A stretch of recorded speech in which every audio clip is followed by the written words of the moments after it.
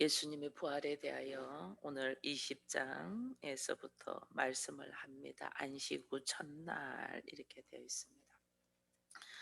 근데 여기 오늘 본문을 읽어보면서 다시 깊이 보니 20장 1절에서 오늘 우리가 18절까지 읽었잖아요. 20장 1절에서 18절까지 계속해서 나오는 인물이 있어요. 누가 나와요? 막달라 마리아. 20장 1절에도 안식 후 첫날 일찍이 아직 어두울 때에 막달라 마리아가 무덤에 와서 돌이 무덤에서 옮겨진 것을 보고 1절부터 그렇게 되어 있습니다.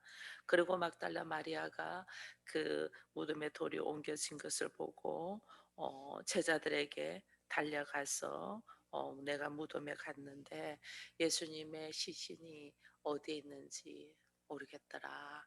그렇게 해서 제자들한테 이야기해서 또 제자들과 함께 다시 무덤으로 달려왔고, 그래서 제자들은 무덤에 어, 그 예수님의 시신이 없고 그 입었던 세마포 옷과 두 곳만 놓여 있는 것을 보고 다시 집으로 돌아갑니다. 제자들은. 그런데 막달라 마리아는 11절에 보니까 무덤 밖에 서서 울고 있었다. 이래 돼 있습니다. 울고 있었다. 근데 그가 결국은 부활하신 예수를 만나면서 결국 예수님께서 막달라 마리아에게 제자에게 가서 네가 내가 이렇게 되었다는 것을 말하라 해서 또 막달라 마리아가 제자들에게 달려가서 말하는 모습이 오늘 본문 1절에서 18절까지 있는 이 말씀입니다. 여러분 참 놀라운 것은 이 예수님의 부활을 최초로 만난 사람이 12제자가 아니고 12제자 안에 들어가 있지 못한 한 여인 막달라 마리아가 예수님의 부활의 모습을 이제 최초로 목격하고 그것을 제자들에게 이야기해 줬다는 거예요. 이제 이 막달라 마리아가 누구냐면 여러분 저기 누가복음 8장에 보면 막달라 마리아를 일곱 귀신 들렸다가 나음을 입은 자다 이렇게 돼 있거든요. 그러니까 막달라 마리아는 일곱 귀신으로 꽉 들어가지고 자기도 자기 스스로 어찌할지 못할 만큼 내 안에 가지고 있는 것들이 나를 지배하고 있었던 그런 여인이에요. 우리가 이 나도 이렇게 안 살고 싶어 하는데 그렇게 살 수밖에 없는 우리들의 모습이 있잖아요. 나도 주의 말씀대로 잘 살고 싶어. 좀 전에 우리 고 목사 기도에서는 말씀대로 산다는 것이 얼마나 힘든가를 알겠다 이런데 이게 우리 안에 붙들려 있는 것들이 쫙 있어서 내가 말씀대로 살고 싶어도 말씀대로 잘 안 살아지는 거예요. 막달라 마리아는 일곱 귀신이 이 여인을 지배하고 있었던 거죠. 여인을 지배하고 있는 그 모습 속에서 예수님을 딱 만나서 예수를 통하여 그 일곱 귀신에서 노인받았잖아요. 일곱 귀신에서 노인받으니 그 여인이 그때부터 어떻게 살면 오직 하나님의 말씀으로 사는 거예요. 하나님의 말씀으로 딱 사니까 삶의 가치가 쫙 달라지잖아요. 삶의 가치가 달라지니까 이 요한복음 12장에 보면 이 예수님의 발에다가 향유를 갖다 부었다 이렇게 돼 있거든요. 나의 인생의 삶이 다르니까 나의 인생의 삶이 귀신이 나를 지배해서 나를 붙들고 있던 수많은 것들로 살지 아니하고 예수님의 말씀으로 딱 사니까 그의 삶의 모습이 삶의 가치가 완전 달라진 거죠. 완전 달라져서 그의 걸어가는 그 모습 이것이 오늘 하나님이 우리에게 예수의 부활과 함께 제일 먼저 주께서 말씀하시는 것이 막달라 마리아를 말하는 거예요. 이 제가 마리아의 원어의 원래의 말은 마라라는 이야기를 한번 해드린 적이 있습니다. 마라는 여러분 우리가 알듯이 쓴물이잖아요. 도대체 마실 수 없는 물, 도대체 사용할 수 없는 물, 마라잖아요. 이 마라가 예수를 통하여 마리아라는 이, 이 쓴물, 마실 수 없는 죽은 물이 마리아는 살리는 물이 되는 거예요. 왜? 제자들에게 달려가서 예수의 부활을 제일 먼저 선포한 사람이 마리아잖아요. 사람을 살리는 죽은 물이 예수를 만남을 통해서 살리는 물이 되었다. 이것이 오늘 우리에게 예수의 부활과 함께 막달라 마리아를 탁 선포하며 보여주는 하나님의 이 말씀, 메시지가 있다는 것을 우리가 들어야 돼요. 여기서 보면 1절에 보니까 막달라 마리아가 안식 후 첫날 했어요. 안식 후 첫날 일찍이 아직 어두울 때에 이랬어요. 이 유대인들은 하루가 언제냐면 창세기 1장에 보면 하나님이 천지를 창조하시고 저녁이 되고 아침이 되니 첫째 날이 되더라. 저녁이 되고 아침이 되니 둘째 날이 되더라. 이래 돼 있거든요. 그러면 저녁이 되고 아침 된다는 거는 저녁 해 떨어질 때부터 해 뜰 때까지, 해가 질 때부터 해가 뜰 때까지를 하루로 보는 거예요. 그러면 이들이 안식일이라는 거는 토요일 날 저녁에 해 떨어지는 때부터 그 다음 날 해가 뜨기까지, 해가 지고 해가 뜨기까지거든요. 그럼 어두웠다는 것은, 안식 후 첫날 어두웠다는 것은 아직 해가 뜨지 않았다는 거예요. 아직 해가 뜨지 않. 실제로 아직 해가 뜨지 않았다는 말은 다른 말로 뭐예요? 아직 안식일이라는 거예요. 아직 안식이기 때문에 움직이면 안 돼. 이들에게 붙들려 있던 이 철저한 율법과 교리와 자기들의 사상과 사고들은 이 안식일 날에는 절대로 움직이면 안 돼. 제가 이스라엘 가봤더니 엘리베이터 타는 것도 자기들이 버튼 안 누리더라니까요. 우리가 버튼 눌러서 우리가 움직이게 한 거지 자기들은 움직이게 한 거 아니라고 그냥 딱 타기만 하는 거예요. 얼마나 모순적이에요. 얼마나. 그러니 그 정도로 내 안에 안식일에는 움직이면 죄다는 이 율법이 딱 들어있었잖아요. 율법이 들어있었던 사람은 절대로 움직일 수 없어요. 그러나 막달라 마리아는 일곱 귀신이 들려서 나를 억압하고 있던 거에서 뭐였어요? 노임받은 사람이잖아요. 노임받은 사람이니까 안식 후 첫날 아직 어두울 때에 어떻게 움직여. 나를 억눌리고 있던 수많은 율법, 수많은 세상 관습, 전통, 자기의 지식 이런 것들이 눌려있던 여기에서 예수를 통해서 노임 받았기 때문에 지금 제자들도 못 움직거리고 있거든요. 여러분 재미있는 것은 이 어두울 때에 마리아가 무덤에 와서 예수의 시신이 없는 것을 확인하고 제자들한테 달려가서 제자들하고 다시 무덤으로 왔잖아요. 무덤으로 왔어도 아직까지 해가 안 뜬 거죠. 그러니까 이들이 어떻게 했냐면 확인하고 다시 어떻게 집으로 돌아가잖아요. 다른 사람들이 자기들을 발견하기 전에. 이 제자들도 아직까지 이 율법의 사고에 딱 얽매여져 있기 때문에 이게 이제 이렇게 행동하면 안 되는 데기 때문에 빨리 집으로 돌아가요. 마리아는 안 돌아가고 무덤에 밖에서 서서 울고 있는. 이게 해가 뜰 때도 그냥 있는 거예요. 그 자리에서 그냥. 이게 뭐냐면 내 안에 예수를 한번 만나서 만남을 통해서 말씀으로 사는 사람의 담대함이에요. 말씀으로 사는 사람이 다 누가 어떤 사람이 어떤 모습으로 있더라도 말씀을 사는 사람은 담대함이 있기 때문에 그가 사람들의 전통과 상식과 이 자기들의 이 유행과 지식을 벗어나서 하나님의 말씀에 의지하여 죽음의 현장이었던 이 무덤이 죽음의 현장이잖아요. 그게 돌을 하고 병사들이 지키고 있고 막 이렇댔잖아요. 근데도 이 죽음의 현장을 이거를 두려워하지 않냐고 달려가서 그곳에서 나의 생각과 나의 가치와 나의 어떤 것들을 벗어버리고 말씀에 의지하여 달려갔더니 그 죽음의 현장의 무덤에서 어떤 역사가 일어나요? 부활의 이 주님을 만나고 음성을 듣고 새로운 역사, 상상을 초월하는 일이 일어나잖아요. 그래서 우리 안에 오늘 주께서 주의 부활과 함께 우리에게 말씀하시는 것이 너의 상식과 전통과 지식과 환경과 어떤 것들이 우리로 하여금 죽을 만큼 힘들더라도 예수님의 무덤 앞인 게 죽음의 현장이잖아요. 죽을 만큼 힘들더라도 그것을 독려하고 함께하는 자는 그도 또 붙잡힘 받으니까 그 죽을 만큼 힘들더라도 그것을 딱 내놓고 말씀에 의지하여 딱 걸어갈 때에, 말씀에 의지하여 걸어가는 자는 그 죽음의 현장이 어떻게 오히려 부활의 새로운 역사를 내는 이 역사가 일어나는 것을 지금 이야기하고 있는 거예요. 그래서 우리의 여기 말씀에서도 이 죽음의 현장이 부활하신 주님을 뵙고 주님의 음성을 들었다. 우리 환경이 아무리 무덤 같을지라도 예수님의 부활이 임하는 곳은 무덤이 변하여 뭐한다? 생명의 임재가 있는 곳이 된다.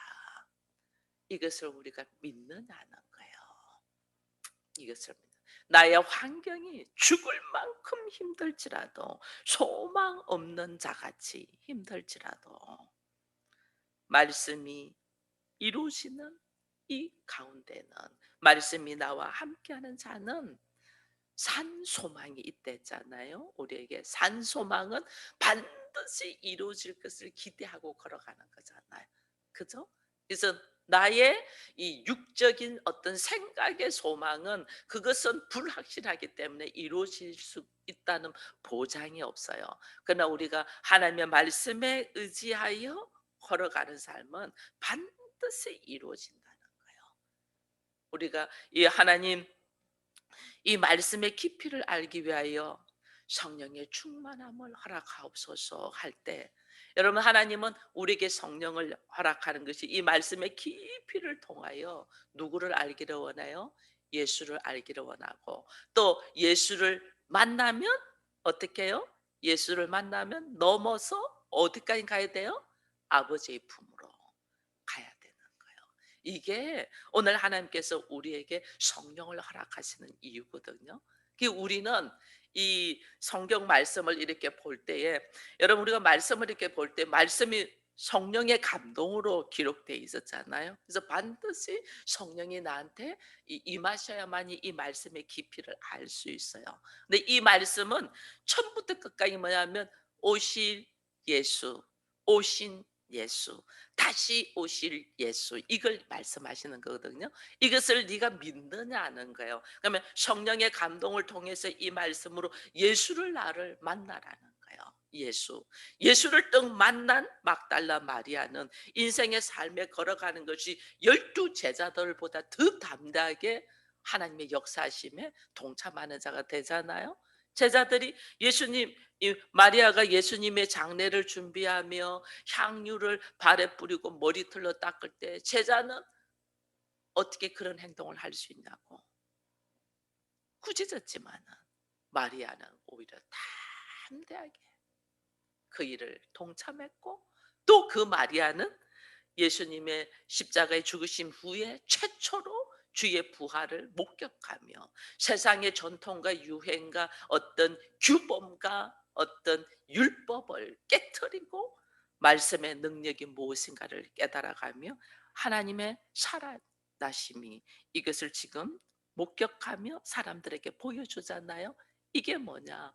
우리로 하여금 예수를 만나면 내가 과거에는 아무 쓸모없는 쓴물과 같은 존재였지만은 예수를 통하여 나는 사람을 살리는 역사를 하게 된다라는 걸 보여주면서 오늘 그의 움직임은, 오늘 마리아의 움직임은 안식일의 움직이면서도 두려워하지 않은 이 모습 속에서 나를 붙들고 있는 세상 수많은 전통, 율법, 우리가 그동안에 잘못 알고 배워왔던 것, 여러분 얼마나 많은지 몰라요.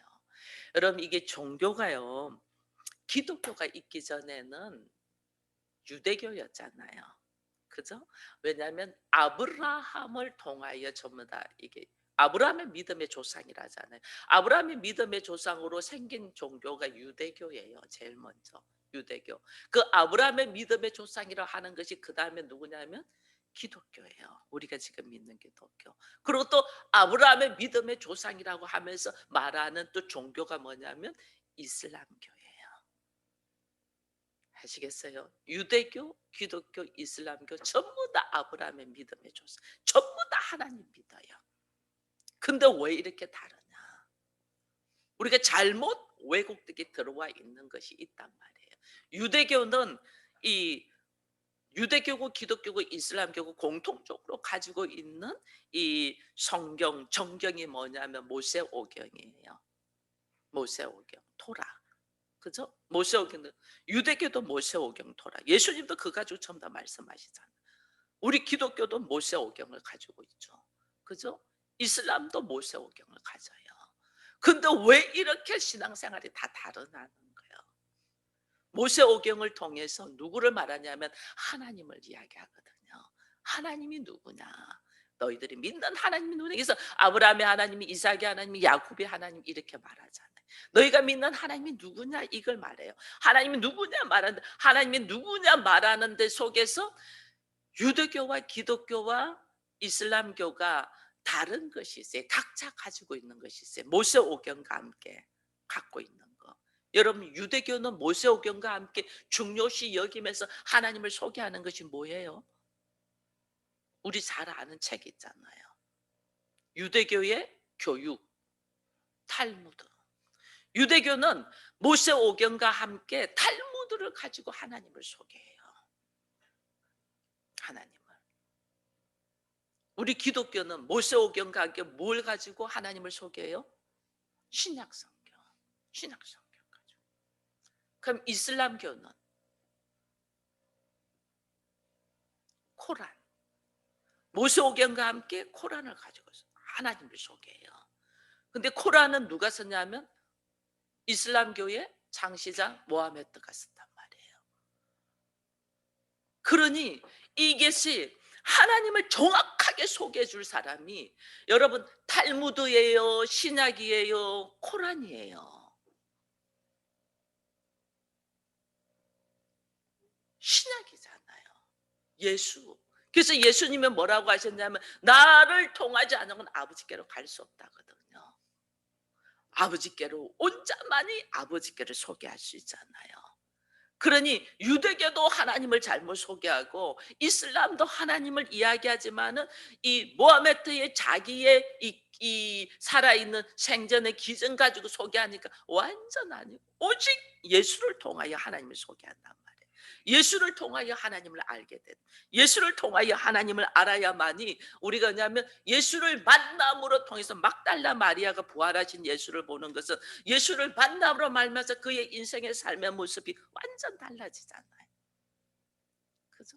예수를 만남으로 통해서 나의 인생의 삶의 가치관, 사람들이 생각할 수 없는 누구를 예수를 만남으로 통해서 하나님을 알아가는, 예수를 만나서 넘어 어떻게 아버지 품으로 들어가는 거거든요. 근데 다른 사람들은 이 유대교는 하나님을 알기 위하여 탈무드를 가니까 세상 방법으로 하나님을 아니 왜곡된 하나님을 만나는, 이 부활하신 하나님을 인정할 수가 없죠. 인정할 수가 없죠. 인간의 지혜로 가지고 하나님을 만나니 부활하신 하나님을 만날 수가 없어요.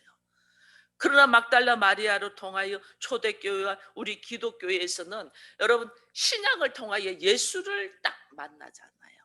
그래서 성경을 통해서 예수를 만나잖아요. 예수를 딱 만난 그 예수를 통하여 아버지에게로 가는 거예요. 이게 부활하신 하나님을 만나는 거예요. 이슬람은 무하마드를 통하여 아버지에게로 갈 수가 없죠. 그렇게 왜곡된 하나님을 믿고 있은즉 폭탄 테러를 일으키고 야단이잖아요. 이게 오늘 얼마나 우리가 예수를 왜 만나야 되냐는 거예요. 예수를 통하여 정확하게 부활하신 그 하나님을 알아가는 거예요. 그렇게 완전 삶이 다르죠. 우리가 가지고 있는 수많은 왜곡되고 잘못되어 있는 상식과 지식과 전통들이, 특별히 종교가 교회 안에 있어서 다 예수 잘 믿는 줄 알잖아요. 내가 옳은 줄 알잖아요. 내가 옳은 게 아니야. 거기서 예수를 만났냐? 그 예수를 통하여 아버지를 안으로 들어가냐가 내가 신앙생활을 제대로 하는 건데, 우리는 교회에 와서 출석하고 봉사하면 그거는 유대교나 이슬람교나 마찬가지예요. 오히려 더 철저하게 해요, 그들은. 유대교는 안식일을 철저하게 지키잖아요, 그들의 교리를. 그러나 예수가 아니기 때문에 하나님을 만날 수가 없는 거죠. 제대로 알 수가 없는 거죠. 예수를 만남으로 통해서 그의 인생이 새롭게 산 소망을 가지고 죽은 물이, 쓴물이 마라가 마리아가 돼요. 삶의 모습이 완전 제자들이 지금 이 예수님의 무덤까지 왔다가 다시로 집으로 돌아가 가지고 이 부활하신 예수를 만나지 못했잖아요. 왜냐하면 이들은 철저하게 유대교 속에 있기 때문에. 유대교잖아요, 이때까지만 해도. 예수의 부활을 통하여 초대교회가 생기면서 기독교가 나오는 거지. 지금은 성령의 역사가 없었기 때문에 유대교 안에 있는 철저하게 유대교 사상, 유대교 안에 있은즉 부활하신 예수를 만날 수가 없는 거예요. 오늘 부활하신 예수를 만난 자, 죽음의 무덤이 부활의 임재와 함께 새로운 역사를 열은 자가 누구냐? 막달라 마리아예요. 이걸 알아야 돼요. 수많은 교회가 있지만은 그 교회가 예수가 없이 얼마든지 하나님을 선포할 수 있어요.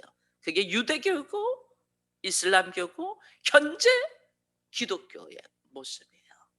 그러나 바로 정확하게 부활하신 예수와 함께 이 말씀과 아버지의 품으로, 왜 예수는 하나님이 우리에게 아버지라는 걸 소개하잖아요.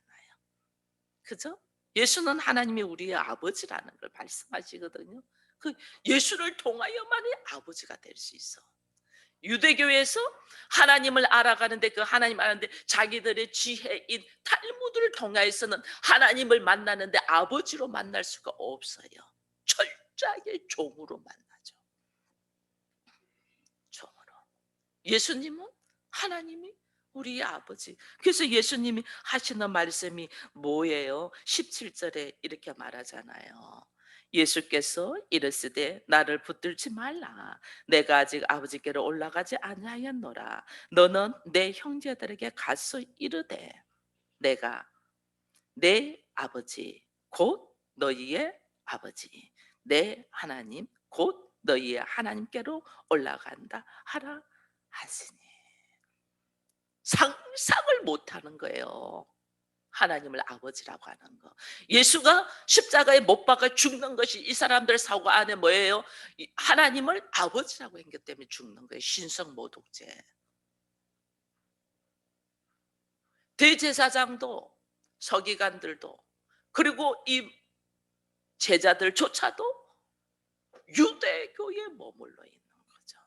그러니까 하나님을 아버지라고 하는데 있을 수가 없는 일이에요. 있을 수가. 근데 예수의 부활로 통하여 예수님이 마리아에게, 제자들에게 말하라 하는 것이 내 아버지가 너희의 아버지, 내 하나님이 너희의 하나님. 놀라워요. 그러나 이것을 오늘 말씀을 쭉 보면 마리아가 하는 말 중에 말을 계속하는 말이 있어요. 그게 뭐냐면 우리는 알지 못한다. 여러분 2절에도 무덤에 갔는데 예수님을 어디에 뒀는지 알지 못한다. 나중에 부활하신 예수님 앞에 천사들 앞에서도 마리아가 하는 말이 14절에도 이 말을 하고 뒤로 돌이켜 예수께서 계신 것을 보았으나 예수인지를 알지 못한다. 여러분 알지 못한다. 어떻게 이런 일이 일어나는가 알지 못한다. 전혀 알 수 없어. 나는 알지 못하지만은 하나님께서 일하심으로 우리에게 하나님이 나의 아버지가 되도록 누가 일하셨어요? 예수 그리스도께서 일하셨다는 거예요. 그래서 그가 첫 번째 부활하셔서 첫 번째로 만난 마리아에게 하는 말이 내 아버지가 너희의 아버지고 내 하나님이 너희의 하나님이다.